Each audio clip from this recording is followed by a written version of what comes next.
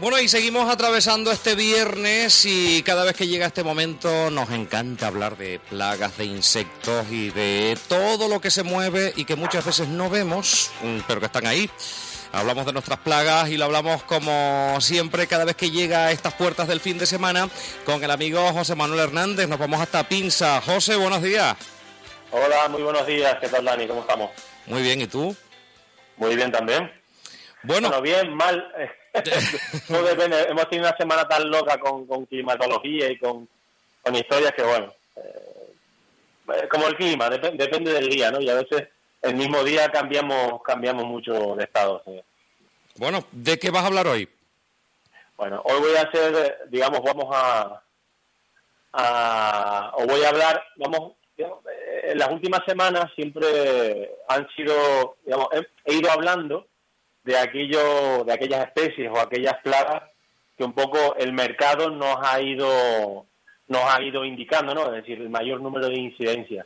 Y en esta semana, clarísimamente, el que se lleva la palma es el tema de los xilófagos, las termitas, ¿vale? Este año, sinceramente, se ha adelantado mucho la temporada. Es habitual que a lo largo del año siempre hayan llamadas por el tema de insectos de la madera, en este caso termitas, ¿vale? Pero si hay un periodo donde las llamadas se incrementan en un 200, 300, 400%, es justamente a inicios de verano, los meses sobre todo de junio y julio. A veces la primera semana, o sea, la segunda quincena de mayo, como ha ocurrido en este año, pues la temporada se adelanta, ¿no? Y eso ha ocurrido este año, hacía ya 3, 4, 5 años que no ocurría, y este año la temporada se ha adelantado mucho, ¿vale? Se ha adelantado a esto, esta semana han sido muchísimas las llamadas que hemos recibido. ¿Pero por las temperaturas? Sí, es decir, sobre todo la termita de la madera seca, voy a hablar en particular, no vamos a hablar de la termita famosa subterránea de la Coronte, no. Esa ya, si los oyentes quieren, otro día pues podemos retomar ese tema. Esta semana en particular, la termita de la madera seca. ¿Por qué en este periodo? ¿Por qué? Porque esto es como, digamos, se incrementa tanto la demanda por un comportamiento que es habitual, no solamente con el tema de las plagas, sino con cualquier cosa, ¿no? La gente normalmente se asusta o acude al profesional o reclama ayuda cuando el problema es visible. Mientras no se vea y no se note, o se note poco, bueno, la gente, todos tendemos siempre a eso, a dejarlo un poco ahí, a ver si se soluciona solo, ¿no? Que no es el caso. Ahora, por ejemplo, en esa época, es cuando más evidente es el síntoma o la sintomatología asociada a la presencia de termitas de la madera seca. Concretamente, el enjambramiento, fase nupcial o el vuelo reproductor, ¿vale? Que es cuando emergen los reproductores, emergen cientos y cientos y cientos de insectos alados simultáneamente, es decir, todas las colonias de una zona se reproducen al mismo tiempo, emergen todas al mismo tiempo y claro, a lo mejor, además ocurre siempre de noche, suele ocurrir el inicio de la fase reproductora suele ser a la caída de la tarde, las 7, 8, 9 de la tarde. Y digo la tarde en esa franja horaria porque ahora mismo ya la noche, prácticamente ya a las 9 todavía es de día, ¿no? 9 y pico todavía es de día. ¿Qué ocurre? Que, bueno, de estar tranquilos en casa, a lo mejor empezando a ver la tele, a de repente estar cubiertos por insectos alados que no sabemos lo que es, cientos de ellos, pues no resulta muy agradable, la verdad es que no resulta nada agradable. Y automáticamente, ¿qué hacemos? Levantamos el teléfono y recurrimos al profesional, que en este caso es a pinza, ¿vale? Además, el tema del tratamiento de la madera es, en particular, yo creo, estoy totalmente convencido de que es mi especialidad, es decir, yo que toco prácticamente todos los palos dentro del sector del control de plagas, desde la desinsectación y derratización estándar, a control y prevención de legionela, a también, controlo un poquito la parte de seguridad alimentaria. Mi gran especialidad, lo que más me gusta con diferencia es el tratamiento de la madera, con mucha diferencia. Pero vamos a ver, las termitas, ¿cómo esas colonias de termitas que se dan siempre bajo tierra, pero dices, esos insectos alados, es decir, Llegan... Has hablado de termitas subterráneas. Las termitas... Vale, porque hay que hacer una diferencia entonces, ¿no? No tiene nada que ver, efectivamente. Es decir, las termitas porque ahora mismo uno piensa en las termitas y piensa en la termita de Tacoronte, ¿no? La que ha creado tantos estragos. Sí, pero bueno, realmente tantos estragos. Es decir, efectivamente, todas las especies de termitas son dañinas, es decir, provocan desperfectos. Mediáticamente, pues está claro que es en los últimos años es la que más relevancia ha tenido a nivel mediático. A nivel práctico, es decir, desde un punto de vista de estructuras, de daños, sigue la termita subterránea, que es la que nosotros llamamos la de aquí, que por ejemplo en el Valle de la Orotava la llaman mucho la traza, ¿no? Hablan de traza de la madera o polilla de la madera.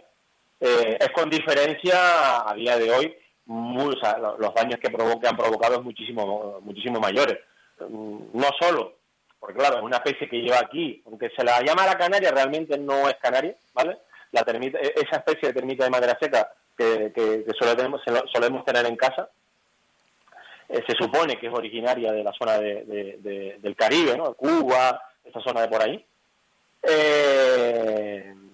O sea, estamos hablando de una especie que es totalmente distinta. O sea, nada que ver en cuanto a comportamiento, en cuanto a hábitos de vida. Lo único que tienen en común es que se alimentan de madera, ¿vale?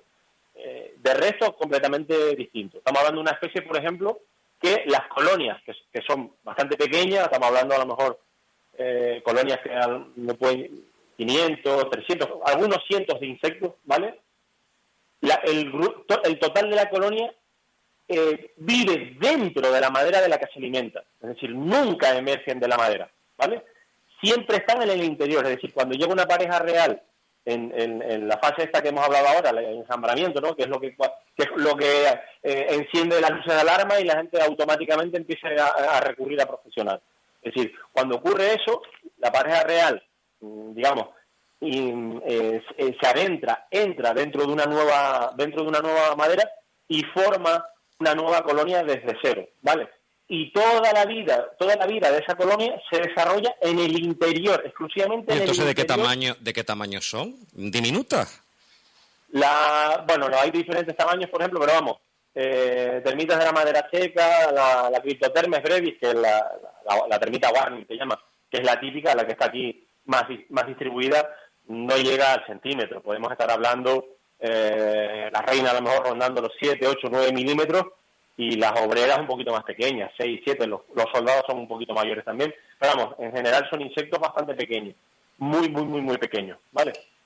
Ya hemos hablado en otras ocasiones de los insectos que forman colonias distribuidas en castas, ¿vale? Es decir, hay diferentes castas, cada una de ellas con una misión dentro de la colonia.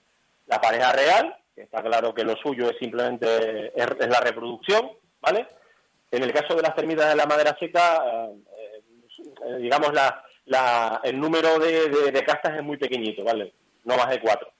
Pareja real, las obreras, que es el mismo formato de insectos, que son las que a lo mejor pueden buscar alimento o cuidar a las pequeñas ninfas, ¿vale? Antes de que se desarrollen.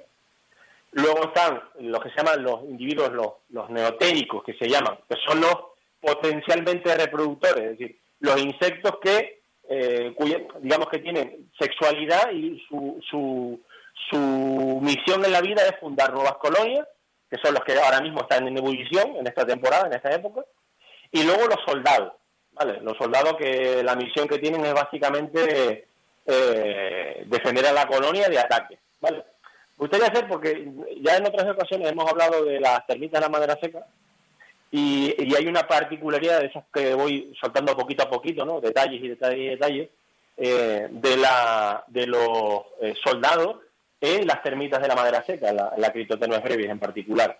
Es una diferencia en su forma que es radicalmente diferente, muy diferente, de otro tipo de soldados en insectos coloniales, ¿vale? Por ejemplo, pensemos en hormiga, cualquier especie de hormiga. Cuando te viene la imagen de un soldado, de una hormiga, una termita subterránea, lo que sea, que es un insecto con una cabeza muy grande, ¿verdad? Y una mandíbula muy grande. Esa imagen la tienes, ¿verdad? Sí. Vale. En el caso de la termita de la madera seca, no. De hecho, prácticamente las mandíbulas del soldado son extremadamente pequeñas, es decir, casi como las mandíbulas de cualquiera de las otras castas, ¿no? Y en su día, a mí eso me resaltó cuando estaba estudiando las tesis, cuando estaba en periodo de formación, a mí me resultó muy llamativo, porque un soldado, o sea, como un soldado sin mandíbulas, sin armas, puede defender una colonia, ¿no? Para mí no tenía ningún sentido, hasta que me di cuenta que cuál es su misión. Realmente, la colonia, es decir, en el interior de la madera, imaginemos el termitero es como pequeñas cavidades, como pequeños huecos, ¿vale?, conectados uno con otro a través de unos túneles o de unos canales que suelen tener aproximadamente 1 o 2 milímetros de diámetro, ¿vale? Es como una sala, un pequeño tubo, una sala, un pequeño tubo. Hasta yo creo que visualmente tú y los oyentes se pueden hacer una idea de cómo es más o menos la estructura, ¿vale? Entonces, ¿qué hace? ¿Qué hacen los soldados? La morfología de la cabeza, o sea, la forma de la cabeza, digo, prácticamente no tiene mandíbulas, tienen unos pequeños dientes, como unos pequeños ganchos, arriba y abajo, y ¿qué es lo que hacen? Directamente, digamos, bloquean esos canales que van de una sala a otra, o de un espacio, ¿no?, de esas salas que van de una a otra, las que conectan. La cabeza lo que hacen es bloquean, es decir, meten la cabeza directamente, orientan su cabeza para cubrir todos esos 2 milímetros de diámetro y lo taponan. O sea, básicamente defienden la colonia taponando los conductos que conectan unas salas con otras. Claro, al principio, la primera vez que yo lo leí, ¿no?, cuando me di cuenta, porque digo, en ese caso lo busqué porque me resultó curioso eso, que no tuvieran esas armas visibles, ¿no?, unas mandíbulas potentes para defender a la colonia, pues resulta que sí que la defienden, pero de esa otra manera, simplemente cerrando, taponando los conductos que conectan todo el termitero. Y es una curiosidad, pues, bastante importante, ¿vale? ¿Cómo vamos a saber, además te digo, los enjambres, esa fase de enjambramiento, ese vuelo, esa fase reproductora que estamos viendo ahora, o que está empezando ahora, porque se alargará algunas semanas, que es muy llamativa, es decir, el que la ha vivido, a lo mejor los oyentes en el Valle de la Orotava, ahí, vamos, la presencia de termita de madera seca es bastante, de toda la vida, ¿vale? Está bastante extendida, y seguro que más de un oyente ahora mismo, cuando le hable de esa fase reproductora, los alados a media tarde, sabrá perfectamente lo que es y lo habrá vivido, y porque digo, el que lo vive una vez no lo olvida en la vida, ¿vale? ¿Qué hacer? O sea, en esos casos, evidentemente, hay que recurrir a profesional, porque ya te digo, cuando hay presencia de termita de madera seca en una madera, productos de uso doméstico es prácticamente imposible que puedan... Pero se puede salvar, por ejemplo, un mueble, un árbol y demás cuando ya tienes la termita en el interior. Hablamos de madera, es decir, no hablamos de árboles, porque el tema de los árboles... Vale, sí, claro, no es madera seca, vale, perfecto.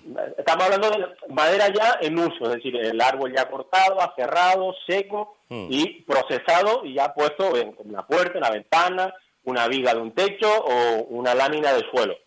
La inmensa mayoría de las veces el tratamiento químico se puede ejecutar, ¿vale?, que es el más habitual. Hay otros tipos de tratamiento para la madera, no solo el químico, ¿vale? Pero sí es cierto que el químico es prácticamente el único que, además de ser curativo, es decir, de matar todo lo que hay en ese momento en el interior de la madera, es también preventivo, en la medida de que prácticamente todos los productos de uso profesional, los que están en el mercado, son residuales, es decir, una vez aplicado, yo lo aplico hoy en la madera, ¿vale? Esa materia activa, ese producto se va a fijar químicamente a la madera y va a permanecer activo, es decir, fijo y fijado en el interior de la madera varios años, ¿vale? Yo cuando empecé, por ejemplo, en el sector, hablo 20 años atrás ya un poco más de 20, recuerdo aplicar productos que te duraban, el fabricante te garantizaba una vida de 10, 15 años, incluso había uno que hablaban de hasta 25 años en el interior de la madera, ¿vale? A día de hoy, con el tema ambiental, Nuestro sector siempre está muy sometido a regulaciones. Yo creo además que está bien, porque al final lo que utilizamos, materias activas, muchas veces son cosas que tienen actividad biocida, es decir, son productos que están diseñados para matar cosas vivas. Muchas veces lo olvidamos cuando estamos acostumbrados a trabajar con ellos, y esa es la realidad, ¿vale? Entonces hay que evitar a toda costa la presencia de este tipo de productos activos en el medio, es decir, que puedan, a través de lo que se llaman lisivaciones, es decir, que ese producto pueda, a través del agua, arrastrado por el agua, a través de la erosión, por ejemplo, pueda ir al medio natural y acumularse incluso, porque muchas materias activas son lo que llaman bioacumulables, es decir, acumularse en el medio y provocar daños importantes. No sé si recuerdas cuando hablamos del tema de las abejas, ¿te acuerdas? Sí. Hablamos y cómo, para proteger precisamente el tema de las abejas, la regulación a nivel europeo con el uso de este tipo de productos se ha endurecido enormemente, porque se ha visto efectivamente que siempre lo que se llaman daños colaterales. Oye, yo voy a usar un producto para eliminar algo, un determinado vector o una determinada especie o plaga, pero siempre hay daños colaterales, es decir, siempre puedo provocar, aunque sea directa o indirectamente, siempre sin querer, pero se puede provocar un daño en el medio que hay que evitar a toda costa, ¿vale? Hay que evitar a toda costa. A día de hoy, los fabricantes, pues no garantizan una vida de en torno a los 5 años, entre 3 y 5 años es lo habitual, ¿vale? A partir del 5.º año, normalmente ya los productos para madera, los de uso profesional, las materias activas se degradan por sí solas, se destruyen y ya no suponen ningún riesgo, ¿vale? Ningún riesgo. ¿Cómo detectar en casa, por ejemplo, que tengo termitas? Adelantarme a la fase reproductora, que ya estamos en ella, desgraciadamente, pero bueno, es lo que hay. ¿Cómo lo puedo saber con mucha antelación? Pues, además de ese signo que son los reproductores, que es muy, muy evidente, ya digo, el que lo ha vivido no lo olvida nunca, siempre mantener una buena vigilancia sobre elementos de madera que tengamos en casa, mobiliario, la madera de carpintería, ojo, sobre todo en aquellas zonas más cercanas a la costa, ¿vale? Aquí, por ejemplo, las islas más montañosas, a partir de los 600 metros de altura, respecto al nivel del mar, prácticamente ya no vamos a encontrar temitas de madera seca. Es decir, en el valle las vamos a ver perfectamente en la parte más baja de los Ralejos, Puerto de la Cruz, la parte baja de la Rotava, ¿vale? Pero ya desde que nos movemos para arriba es muy difícil poderlas encontrar. Ahí ya nos vamos a ver, nos vamos a encontrar otro tipo de insectos de la madera, ¿vale? La zona de costa, ¿vale? Vigilancia. Además, como ya comenté, además del reproductor, ¿qué podemos observar? Podemos observar, por ejemplo, el típico agujerito por donde salen los reproductores o por donde las colonias de termitas, cuando van eliminando los residuos, lo que se llama nosotros en el sector... Pero claro, que van creando tubos dentro de la madera. Sí, las colonias son, imagínate, un espacio hueco, que puede ser el tamaño... Hombre, hay diferentes tamaños, pero normalmente suele ser algo así como un óvalo aplastado, es decir, cada sala suele ser, imagínate, un huevo del tamaño de un boliche, de una canica, ¿vale? Imagínate, algo del tamaño de una canica, pero no en forma esférica, sino ahuevada, un poco extendida, ¿vale? Eso suele ser el estándar de una sala, o sea, de un salón o una sala hecha por termitas de madera seca. Imagínate, en el interior de la madera, 4, 5, 10, 15, 20 como esa, ¿vale? Distribuidas por diferentes zonas, relativamente próximas además, y conectadas entre sí por un canal que suele tener unos 2 milímetros de diámetro, ¿vale? Eso es, en esencia, lo que es una colonia de un termitero de madera seca o una colonia de termitas de estas que te comento de madera seca. Siempre al exterior, esa colonia siempre va a dejar 1, 2, 3 agujeritos hacia el exterior, ¿vale? ¿Para qué? Primero, para cuando, ahora que estamos en temporada, puedan emerger los reproductores, ¿vale? Salgan volando, porque además tienen alas. El motivo de que los reproductores tengan alas es doble, ¿vale?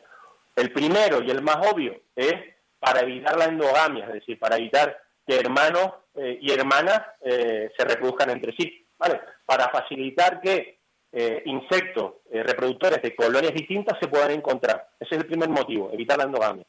Y el segundo motivo es para evitar la competición por el alimento. Es decir, que los reproductores que salen de una madera, ¿vale?, tengan capacidad para desplazarse algunos metros y puedan fundar su colonia en otra madera, ¿vale?, alejada, para no competir por el alimento. Las termitas de la madera seca, los reproductores, en general todas las termitas tienen una capacidad de vuelo muy limitada, ¿vale? Normalmente a todo reventar algunas, máximo, pocas centenas de metros.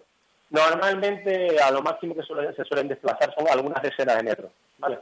15, 20, 30, 40, 50, 60 metros es lo habitual que tienden a desplazarse para colonizar otras maderas.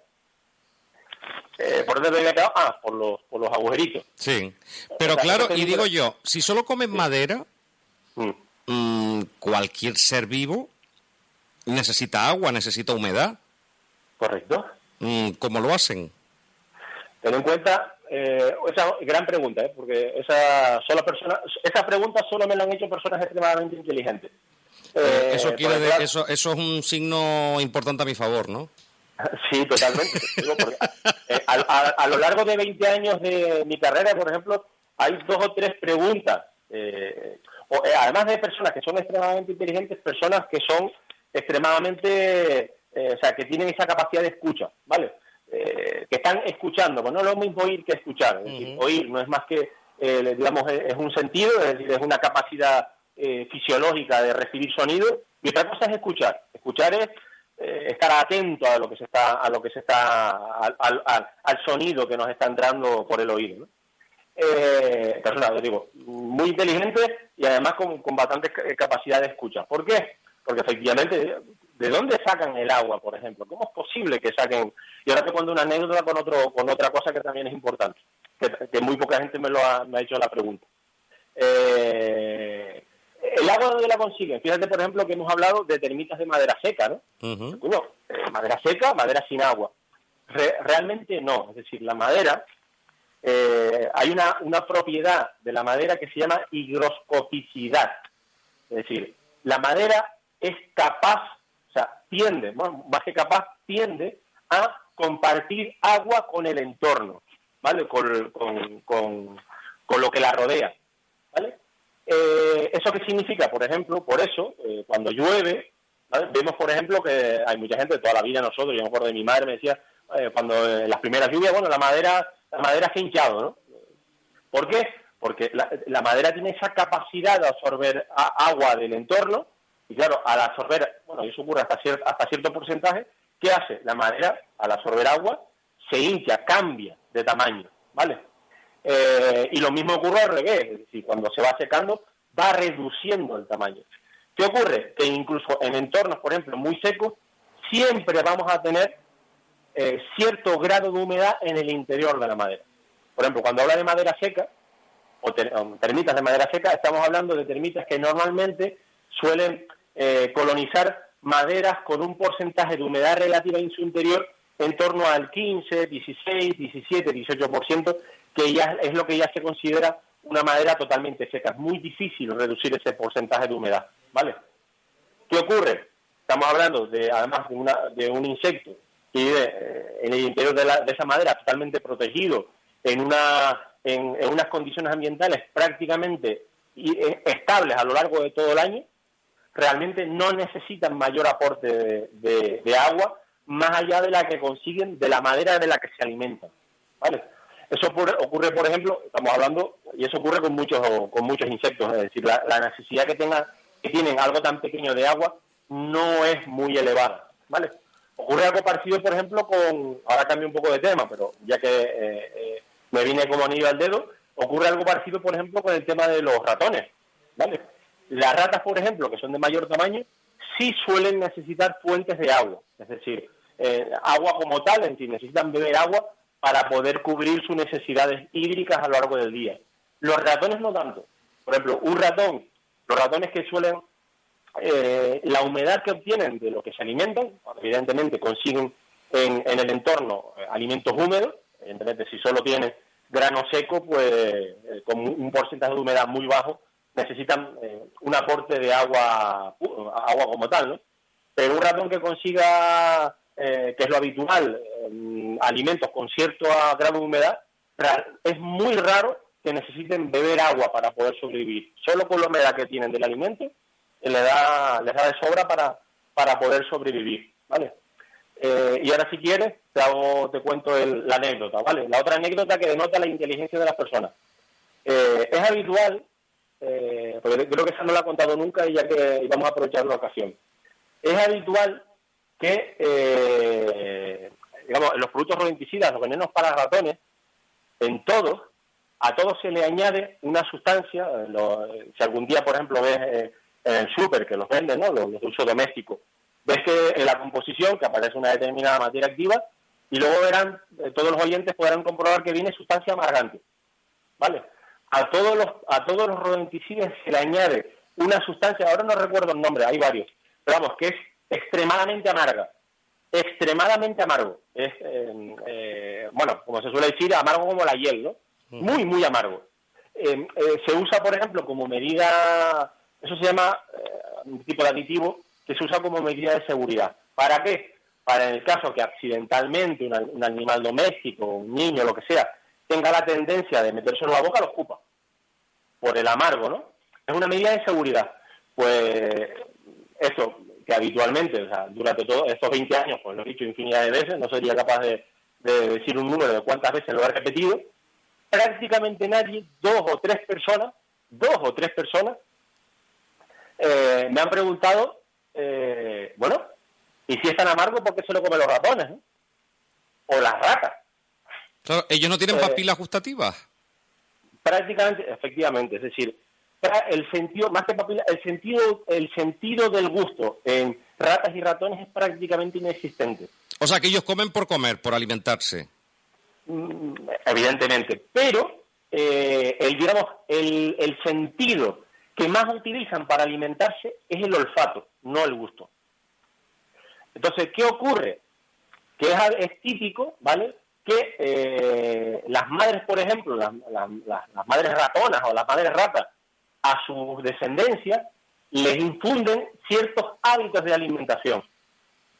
Es típico, es algo, digamos, esto ya de máster de tratamiento de control de plagas, ¿no? Esto ya es de alto nivel. Pero es verdad, es decir, las poblaciones, las madres son las que infunden hábitos alimenticios en los hijos, ¿vale?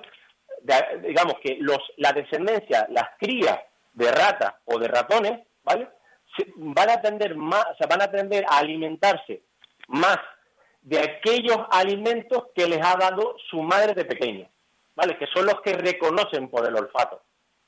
Son los que es algo que es bastante habitual, ¿vale? Y es, por ejemplo, una herramienta que los profesionales del sector, como nosotros en la pinza, utilizamos, ¿vale?, para, digamos, de la gama de productos que hay en el mercado, elegir aquellas que es la más propicia para resolver un problema en un lugar determinado, ¿vale? Son estrategias de control que, ya te digo, son de máster, no es habitual que se comenten y son de máster, pero vamos, que son totalmente reales y son totalmente contrastables. Pues la verdad que curioso, me ha encantado el programa de hoy, porque uno aprende un poco más a saber cómo es el hábitat que le rodea. Y entonces esa recomendación, cuando ya la termita ha llegado pues a la madera, es difícil que con productos cotidianos que podemos comprar en el supermercado podamos acabar con ellas, ¿no? Pues está muy profundo. A día de hoy o sea, no he visto un solo caso que haya resultado. O sea, que tendríamos que ir a empresas especializadas como a Pinza. Sí, es lo mejor a largo plazo. Es decir, muchas veces cuando se usan productos que no son los adecuados de uso doméstico o que no son, ¿vale?, como el típico gasoil que se usa mucho sobre todo en ese norte, ¿no?, para el tratamiento de la madera. Eso, cuando hablamos de un problema que ya existe en el interior, puede ser incluso mucho peor, ¿vale? Puede agravar mucho el problema. Es que para casas que sean totalmente de madera, casas antiguas y demás, la termita puede ser un problemón, ¿eh? es un problemón, es una realidad con la que coexistimos aquí desde mucho antes de la termita subterránea de Tacoronte. Aparte que se te puede ir una casa abajo, porque date cuenta que las casas eran totalmente suelos de madera, lo que era el techo y demás, puede ser un auténtico problema. Totalmente, efectivamente. Es algo de lo que, vamos, tampoco no es cuestión de sentar una especie de precedente o una especie de alarma, porque no lo es. Yo siempre me gusta, en mis visitas, en los diagnósticos que hago para el tema de xilófagos, siempre me gusta decir que el tema de las termitas no es algo de lo que uno deba siempre preocuparse, más debe de ocuparse. No tanto preocuparse, sino ocuparse, ¿vale? De resolverlo, tenerlo controlado y tener siempre el tema vigilado, ¿vale? Bueno, pues volvemos en 7 días, el próximo fin de semana. José Manuel, feliz fin de semana. Igualmente, esperemos que la climatología nos permita disfrutar y se estabilice ya, por Dios. Por supuesto. Un abrazo. Adiós. Venga, igualmente, que sigan bien.